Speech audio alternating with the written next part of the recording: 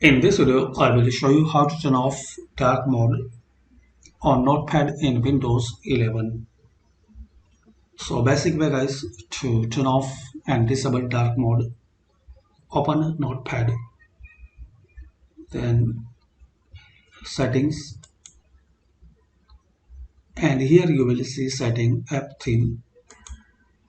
You can select here light or user system settings. So you can select any option except dark. So this way guys you can turn on dark mode, turn off dark mode in Notepad on Windows 11.